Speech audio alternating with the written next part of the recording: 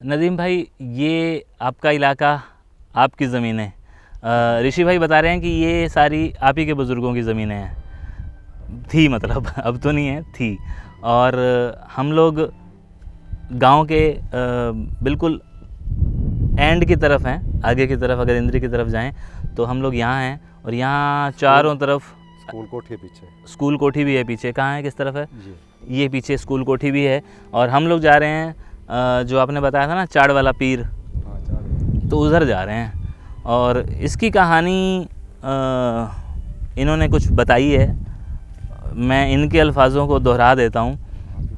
हाँ, कहानी कुछ यूँ थी ऋषि जी, यहाँ पे जो आप बता रहे हैं कि भाई इस चाड़ वाले पीर पे भाई कुछ ऐसा हुआ करता था कि पाक रूहें आया करती थी हैं, और वो यहाँ पे एक तरह से इबादत करती थी, नाचती थी, गाती थी, ऐसा कुछ था।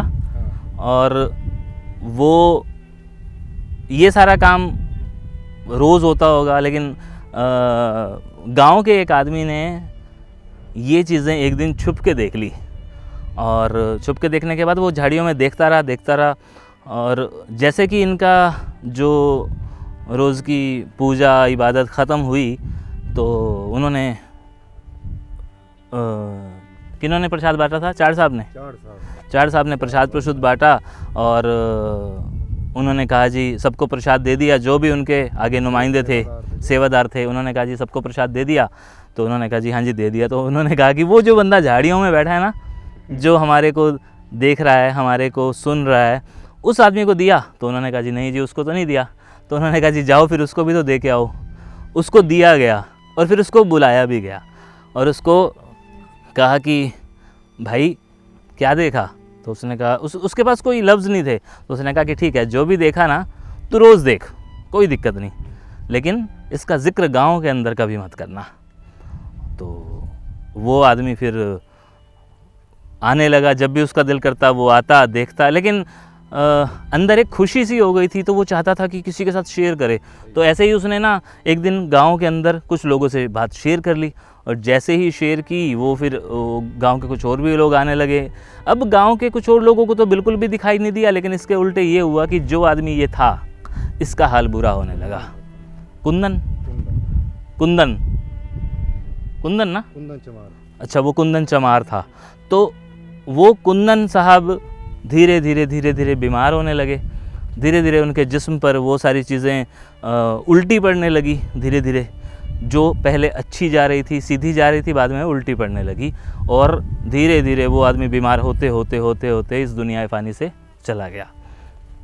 तो उसके परिवार के यहाँ पूजा करने आते हैं साल में, कुंदन के परिवार के? परिवार। वाह, मतलब कि उनको इस बात का एहसास आज भी है कि हाँ हमारे बुज़ुर्ग ने गलत किया था, तो वो उसकी शायद आत्मा की शांति के लिए आज भी कुंदन के परिवार के लोग यहाँ चाड़ वाले पीर पे पूजा करने आते हैं, सजदा करने आते हैं, चद्दर चढ़ाते हैं, सारा काम। जी। तो हम पहुँच गए हैं जी। ये है जी वो इबादत गाह जहाँ पे अभी भी मेला भरता है, लोग आते हैं। और वीरवार को तो यहाँ पे बहुत बड़ी लाइन लगती है। हालांकि ये खेतों के बीच में है, और इधर अगर आप देखें तो इधर है वो नहर। मैं इसे जूम नहीं कर सकता क्योंकि मैं गोप्रो पे कर रहा हूँ, लेकिन इधर है वो नहर जहाँ पे ये यहाँ से सफ़ेदे जो दिख रहे हैं, ये सफ़ेदे, ये सारे सफ़ेदे, ये सारे सफ़ेदे, ये नहर के साथ साथ लगे हुए हैं। और ये आ गए जी हम अंदर, और यहाँ है जी कुंडा।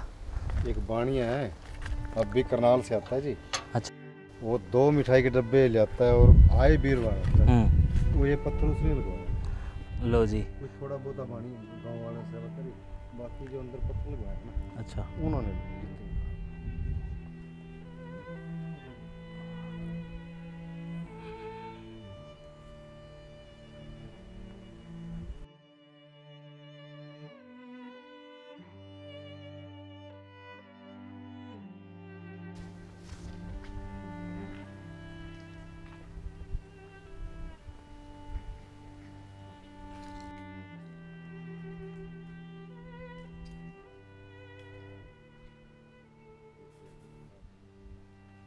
जी।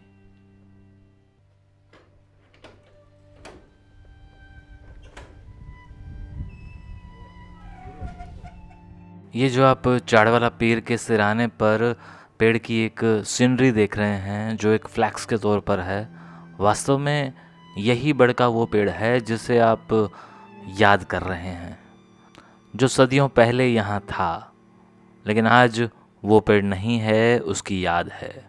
और बताने वाले बताते हैं कि वो पेड़ देखने में भले एक पेड़ था, लेकिन वास्तव में वो 10 के बराबर था।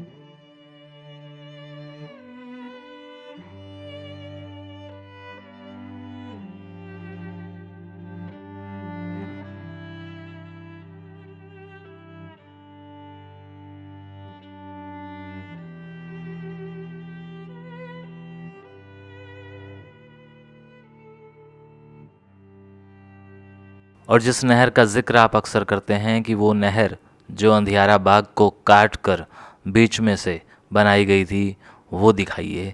तो वो नहर जो करनाल से इंद्री को लगती है, यमुनानगर को कनेक्ट होती है, उस नहर की तरफ आपको लेके चलता हूँ। अंग्रेज़ों के ज़माने की जिस कोठी का आप लोग जिक्र कर रहे हैं, उस कोठी के पास एक ब्रिज है, और ब्रिज भी कोई छोटा मोटा नहीं, बहुत बड़ा ब्रिज है। दिखाता हूँ आपको, ये दूसरे एंगल से भी दिखाता हूँ आपको। और जहाँ ऋषि जी बैठे हैं पीछे, ये इसका एक लेवल था, 10 फीट के आसपास मेरे पीछे का लेवल है, लेकिन अभी जो लेवल है वो बहुत ज़्यादा डाउन किया जा चुका है। और इसका एक प्रमाण वो भी है सामने वाला, ये पुल और ये पुल, इसकी हाइट ये बता रही है कि ये उस दौर में बहुत ही ज़्यादा ऊंचा रहा था। ये है जी वो पुल जो मैं बता रहा हूँ कि अब ये बदल दिया गया है, अब ये नया बना दिया गया है, और ये नहर अब सूखी है। अंदाज़ा लग सकता होगा कि ये कितनी चौड़ी नहर है। पहले 12 महीने चलती है, फोन भादों में चलती है, सारी सर्दियाँ चलती है।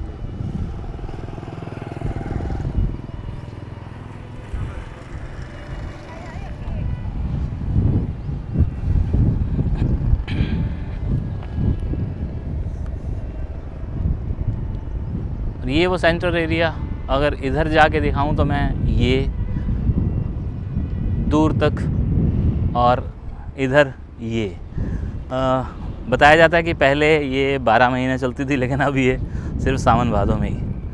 और ऋषि जी बता रहे हैं कि ये कनेक्ट होता है इंद्री से। अगर इधर से क्रॉस करेंगे, इंद्री इधर चला जाता है, यमुनानगर इधर चला जाता है, और मेरे पीछे यानी कि ये साइड में करनाल की तरफ चले जाते हैं हम लोग। तो जनाब, चाड़ वाले पीर के अलावा जो पीर इस गांव में हमने देखे हैं वो भी आपको आने वाले वीडियोस में ज़रूर दिखाएंगे। तब तक इसे रंभा के उन लोगों तक पहुंचाइए जो रंभा की मिट्टी को याद करते हैं और जो रंभा से जुड़े हुए हैं और जो अपने नाम के आगे रंभा लगाते हैं। शुक्रिया।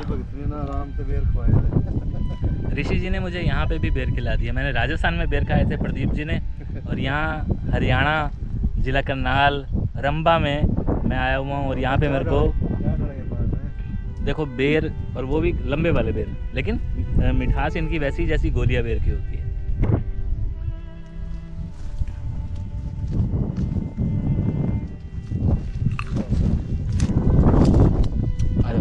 खाओ आप भी। एक और है आपकी सेवा।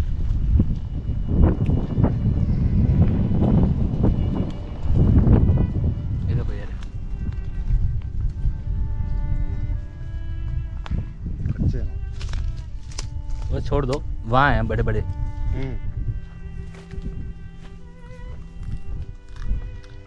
बढ़िया खट्टे मीठे।